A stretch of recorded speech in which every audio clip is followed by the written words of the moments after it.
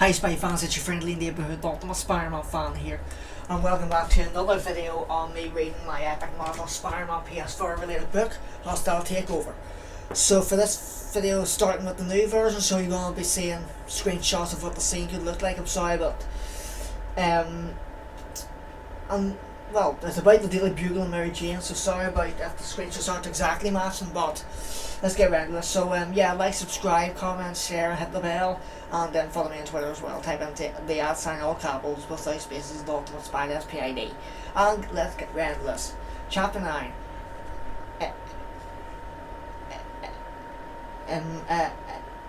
MJ liked how quickly things moved in journalism. It suited her. She'd spent most of Sunday writing and rewriting some more, and early Sunday evenings she'd sent her piece to Robbie Robertson at the Bugle. His secretary called Monday morning to say Mr. Robertson wanted to meet with her that afternoon. Here it was, 2:05, less than 24 hours after submitting, and she was standing outside the editor-in-chief's office. He's running a little behind, the secretary told her, but not as behind as usual, which means he's running ahead. So you're in luck. It should only be a few more minutes. Andrew didn't mind if half an hour later she was still sitting there politely sipping burnt and cold coffee from a chipped styrofoam cup. She might mind then, but not yet. For the moment she was soaking in the journalistic energy all around her. The phone's ringing, the voices shouting, the endless clacking of fingers on the keyboards. A woman ran through the newsroom clutching a sheaf of papers. It was like something from a movie, and she knew that nothing extraordinary was happening at that moment. There were no political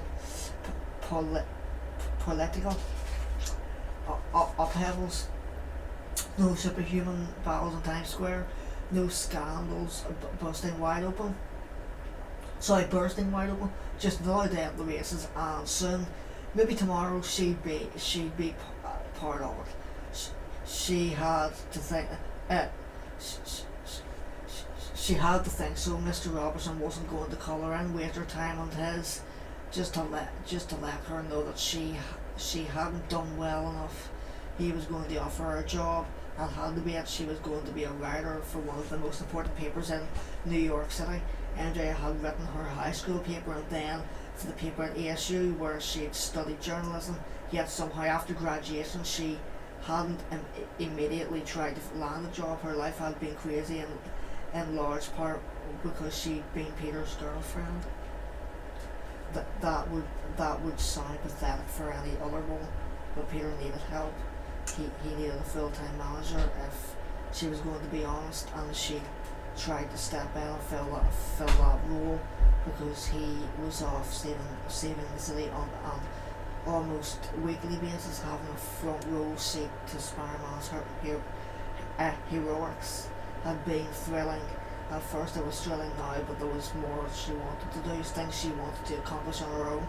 Though through it all she'd kept writing mostly freelance pieces for the city's numerous weeklies, and some investigative long-form pieces she'd placed in some high-profile online publications. That had been a step toward a larger goal.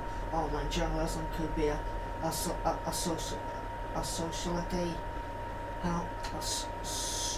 solitary extent, and she wanted the buzz of the newsroom, that coiled feeling of something uncontainably about to break free. She wanted to be on the front lines of what mattered, digging up the truth. Truth be told, it was hard to be around someone like Peter who made a difference every day and not want to make a difference yourself.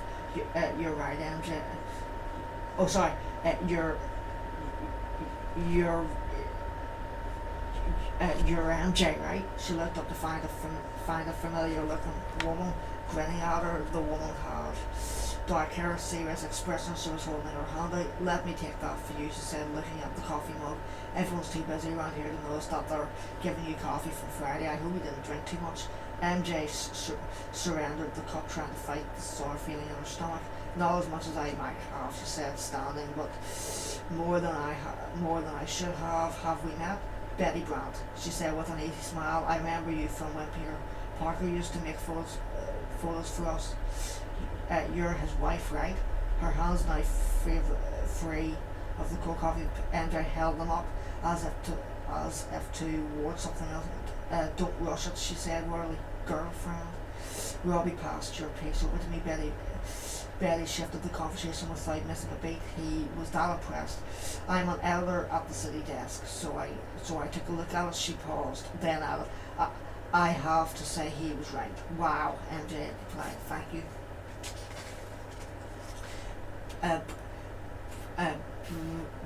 Brant nodded. He's going to offer you a job. I read some of your work in Breakthrough on Record, so I know features isn't where you want to spend the rest of your life. This job is a foot in the door, so don't swell. I started out answering phones and typing memos, so believe me when I say hard work and a passion for news will get you unnoticed. MJ felt herself blushing after spending so much time in Peter's shadow.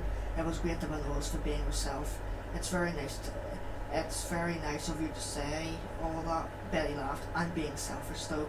Though things have improved a lot since I started journalism, it's still kind of an old boys club. Our previous editor, J. John Jameson, didn't consider change a priority. Mr. Robertson's a whole lot better, but I still want to stack the decks with as many badass ladies as possible. She raised the coffee cup in salute and then dropped it in the trash can. You need anything, let me know. As she turned to leave, Robertson's secretary motioned MJ over. I like this a great deal, Robbie Robertson said. He was in his early 40s, greying at the fringes, glasses sliding down his nose. He had the look of a man who has seen it all, like he came from journalism, central casting. Despite that, there was a friendly crinkle at the corners of his eyes. He had pointed out her piece, a clear sign that he'd come of age before going paperless. It became second nature. Notes and underlines and comments, all in red pen, filled with the Morgans and spaces she didn't mind being edited. She liked being edited by someone with a real eye, but there was close to being more note than text on the page. You're a talented writer, he said, though there are some passages that feel forced, like you're going for a politizer. Nothing wrong swinging for the fences, but you still need to keep things crisp and clean. Let the story win the prizes and not the flowery language. Of course, he began, I still have a lot to learn. He waved her comment away. Yes, you do, he agreed. So do I. I've been in this business a long time, and I'd never think of printing a word that hadn't been slapped around by a smart editor with a bug up his ass, or hers. If you don't like to be told you can do it better, the Bugle is the wrong place for you. I understand. The job is for a features writer. He said you'll be running down specific assignments, but there will be time for you to pursue your own leads. Features leads, Mr. Watson. I recognise an opening move when I see one. He gave her a meaningful look. I've read your online pieces. You want to go after Fisk, don't you? There's an angle, she said. I'm sure of. Look, I've got a whole building full of people who want to go after Fisk, Robertson said, and they've put in their time, built their credibility. As much as I need hard news, we also need to fill pages with exercise fads and organic farmers, markets and the latest trends at SAP prep. That's the job I'm offering. It's chasing down the kingpin of crime. He rose from his seat. That's someone else's job, and if you're doing someone else's job, you won't be doing what we hire you to do. That look again. Are we perfectly clear on that? Perfectly, MJ said, meeting his eye. She understood the rules of the game. but she wasn't going to let herself be intimidated. He smiled and she relaxed a bit. Do what we do what we hire you to do it well, and you will rise through the ranks. The best always do. He handed her the marked up story. You're the best, Mr. Watson, but you're very good, and I expect you to be better. Sorry, to get better. There's no reason you can't be the best eventually, but you have to put in the time and the work and pay the dues. Yes, sir, she said, rising to stand in front of him. Thank you, sir. Robbie, unless I'm mad at you, he said, which I am not. So currently, now read my notes, learn from what's helpful and ignore them where I'm wrong. Be here at 8 o'clock tomorrow. Check in with my secretary and please close the door on your way out. NJ smiled, clutched the printout and left. She'd done it. She'd landed the job. It wasn't exactly the job she wanted, but she was on her way and she completely understood Mr. Robertson. Robbie's point about needing her to do features. That was why she'd been hired, and she'd do what she was hired to do. She would do it well, and as for what she did in her own time, Betty Brown poked her head into Robbie Robertson's office. I have a good feeling about her, she said. She's going to be a pain in my ass, he said. Then he flashed a grin. Yeah, so yeah, me too. Yep, chapter 10, Spy fans, so that's going to be it for this video. So yeah, once again, I'll just say sorry for all the bits where I paused there. But yeah, other than that, yeah, thanks for watching this video. Hope you enjoyed this, and stay tuned for all of my next Epic Spidey videos as well. And I'll see all you Spy fans in all of my next Epic Spidey videos. It's your friendly neighbourhood, the ultimate Spy fan, over and out. So